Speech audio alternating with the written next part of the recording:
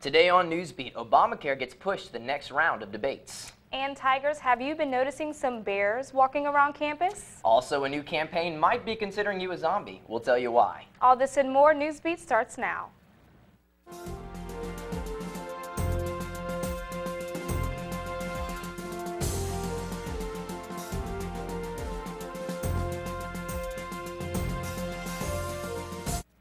Good evening and welcome to Newsbeat. I'm Ambry Washington. And I'm Michael Edmondson. Thanks for joining us. Senate advances Obamacare today after Senator Ted Cruz rallies voters to oppose the bill in a 21-hour marathon speech, Fox News says. The vote was 100-0 that plans to defund the bill and avoid government shutdown. CNN says Obamacare markets for the uninsured will open October 1st, which is the beginning of a new fiscal year. Royal applications are in as homecoming week at LSU is quickly approaching. Homecoming week runs October 21st through the 26th. In concert, Homecoming Committee Chair Samantha Jean says it will be jam-packed. The applications submitted from those who hope to wear the crown are being reviewed by the Dean of Students. Those who meet all eligibility requirements will be next to be reviewed by faculty and staff judges. 2 rounds of interview follow until the list of hopefuls has 14 names on it. Finally, all LSU students will vote for 3 senior men and 3 senior women to become homecoming king and queen. I think in general the title is given to someone that represents the student body. It represents student life, and I think that's why it's so important for whoever applies for homecoming queen to be involved in different activities to be able to represent the typical student. It's a huge honor. It was such a blessing and very humbling to be able to be put into that position, but yeah, I think it just goes to the fact of like being involved in different things and representing. Homecoming king and queen will be announced at the halftime show on October 26th when LSU plays Furman. They live in LSU's dorms, eat the university's food, interact with many LSU students, but they actually take classes at another college. Reporter Andrew Fanzella tells us about a program that gives some students the LSU experience, even though they attend a different school. Tristan Montgomery lives in McVoy Hall, but he doesn't go to LSU. Gained a little bit more on that juke. Yeah. Ever since I've been a little kid, it's always been LSU, LSU, LSU. And this is my one opportunity to get into LSU. Thanks to the first-year Tiger Bridge program, Montgomery, along with 180 others, are full-time students at Baton Rouge Community College while also living on LSU's campus. This program is designed to really help students make that transition, make it as smooth as possible, and have it be more about the communication and work of the 2 institutions to work together than putting it all on the student. This lets students like Montgomery enjoy the perks of being an LSU student, like using the library and the UREC. Oh, living on campus is amazing. There's so much that you can do on campus versus off campus because there are so many people. There's so many different people to where you can have different experiences. Yeah, baby. Naturally, the first-year program presents its own set of bumps and bruises.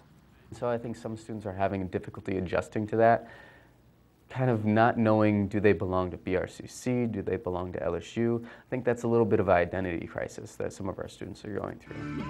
But Montgomery sees it in a different light. Me personally, I love it. I mean, we're basically LSU students as well as BRCC students, and both campuses have welcomed us as such.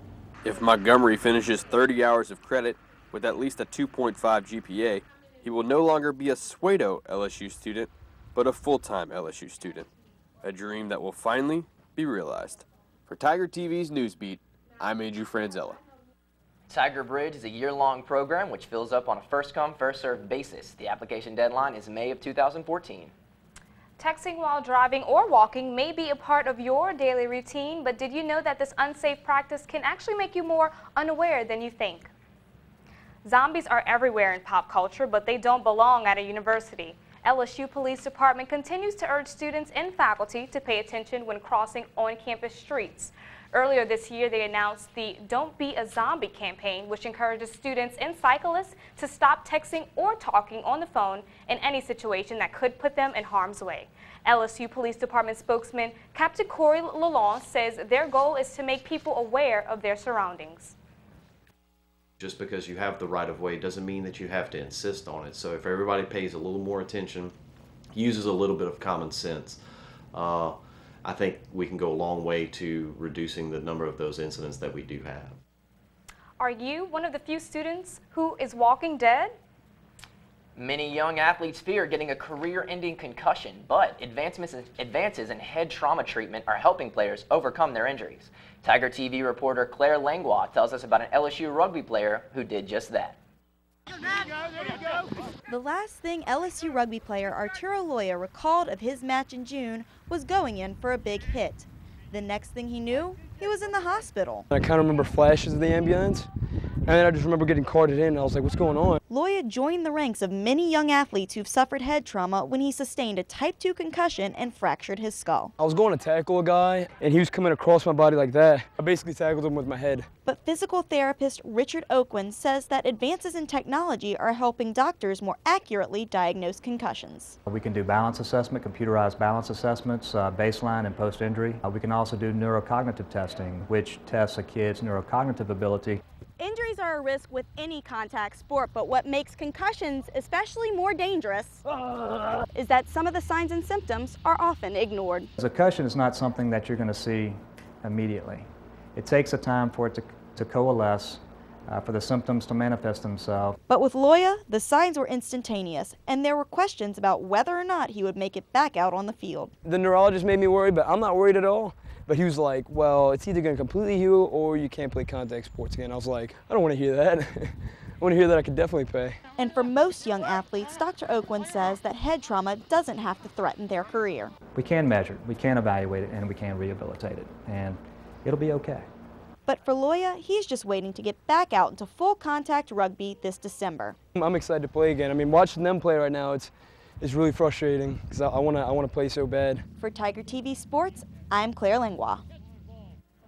The Centers for Disease Control and Prevention recommend visiting a doctor if you have recently suffered from any head injuries because they can have long-lasting and serious effects.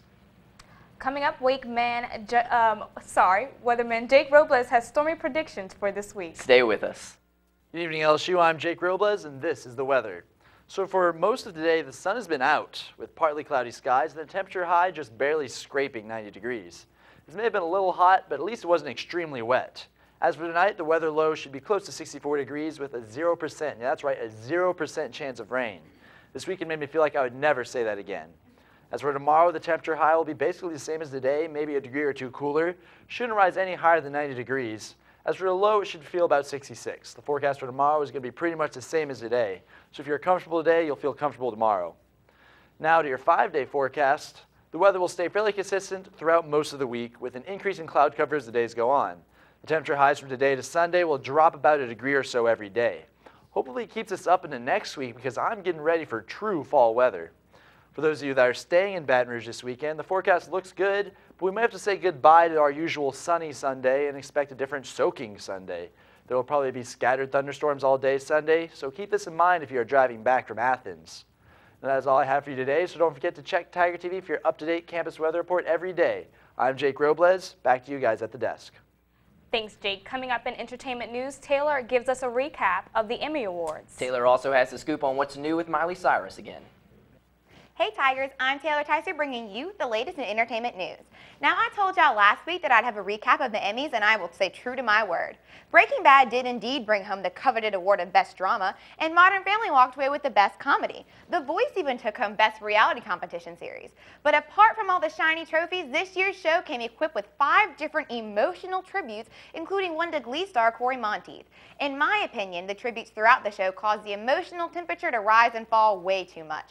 Thankfully, Tina Fey and Amy Poehler were there being adorably hilarious and picked the show right back up. Nice job, ladies. So the long-awaited television show Agents of S.H.I.E.L.D. premiered last night, but did Marvel deliver the same movie magic on TV as they did on the big screen? Apparently so. Last night's premiere episode displayed explosions and unlikely superheroes, spy operations, and trips around the world. Sources say the pilot episode had a supersized budget, so they were able to shoot on location in Paris. Wow, I know everyone's got to be geeking out because this show seems awesome. Even Agent Coulson, who supposedly died in the Avengers, is on the show. What's up with that? You'll have to watch Agents of S.H.I.E.L.D. to find out. Well, I just can't get enough of Miley Cyrus, and apparently neither can the rest of the world because she just landed herself on the cover of Rolling Stones magazine, and she's posing naked. Again. In her issue of Rolling Stone magazine, she calls herself a semi-nudist, and judging by the magazine's cover, that's quite an understatement. She even admits to getting handsy with Robin Thicke during her VMA performance. But perhaps the most shocking piece of information Miley gives in her interview is her weight. Yes, she told Rolling Stone that she weighs just 108 pounds. The racy magazine cover is yet another try at proving she's not the cookie-cutter Disney star anymore. But Miley, I think we get it. Well, that's all I have for today, so tune in next week to get the latest in entertainment news. Thanks, Taylor. That's all the time we have for Newsbeat today. You can catch our full shows online live at tigertv.tv, or you can check up on our YouTube channel, our Facebook, or our Twitter for the latest. From all of us at Newsbeat, thanks for joining us and have a great evening.